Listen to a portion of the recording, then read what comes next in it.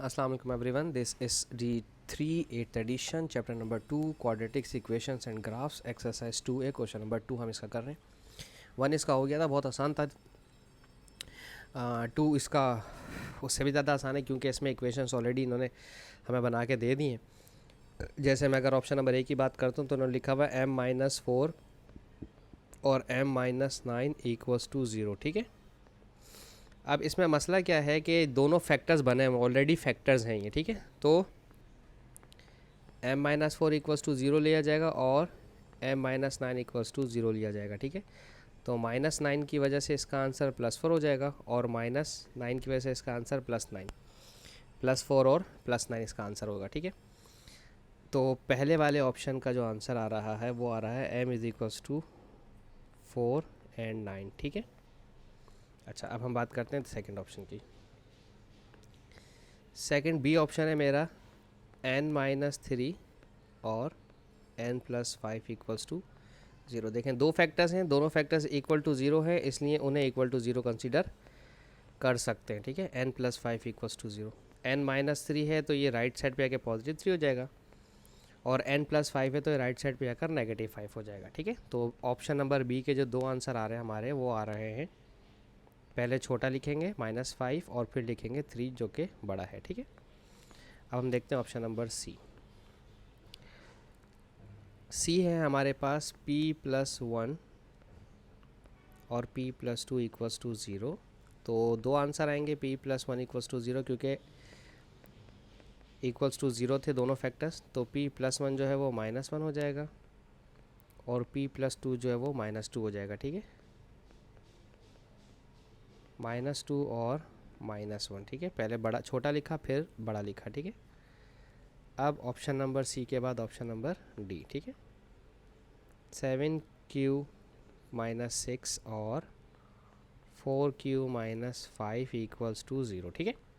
तो दो फैक्टर्स हैं और दोनों इक्वल्स टू 0 हैं, इसलिए इन्हें 0 के इक्वल लेंगे। अगर इक्वल टू 0 नहीं होता तो फिर इसका तरीका डिफरेंट होगा, वो हम आपको बाद में सिखाएंगे, ठीक है।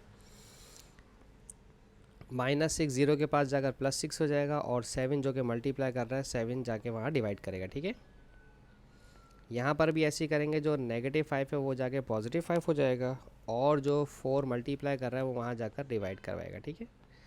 अब यहाँ पर छोटे बड़े का कॉन्सेप्ट मैं ज़रा कंफ्यूज हूँ कि छोटा कौन सा बड़ा कौन सा, क्योंकि दोनों के फैक्टर्स अलग अलग हैं, ठीक है।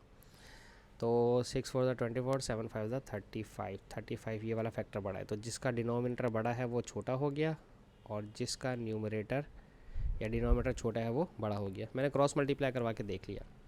बहरहाल इतना इसमें ज़्यादा डिटेल में जाने की ज़रूरत है नहीं, ये तो हमने आपको रैशनल्स में सिखा चुके हैं। 5s + 3 और 2 - s, ठीक है, इक्वल्स टू 0, ठीक है।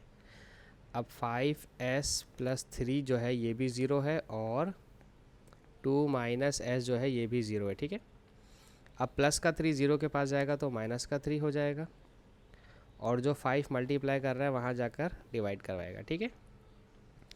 ये जो +2 है वहाँ जाएगा 0 के पास तो -2 हो जाएगा और ये माइनस इस माइनस से कैंसिल हो जाएगा, तो s का आंसर सिर्फ 2 आ जाएगा, ठीक है। तो s के भी दो आंसर आ गए, पहले छोटा वाला लिखेंगे -3/5 और फिर 2, ठीक है। अच्छा, अब इसका f पार्ट देख लेते हैं।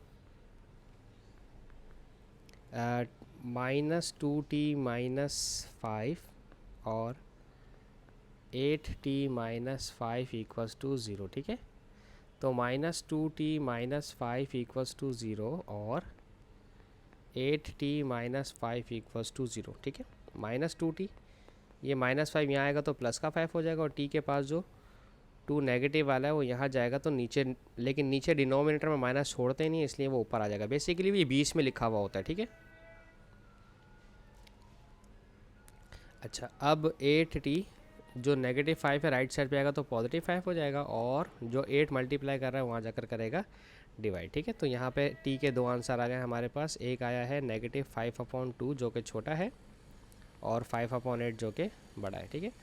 इसके साथ ही हमारा क्वेश्चन, छोटा था क्वेश्चन था, ख़त्म हुआ। होप्स आपको समझाने में कामयाब रहा हूँगा। Thank you so much for watching my channel. अल्लाह हाफिज़।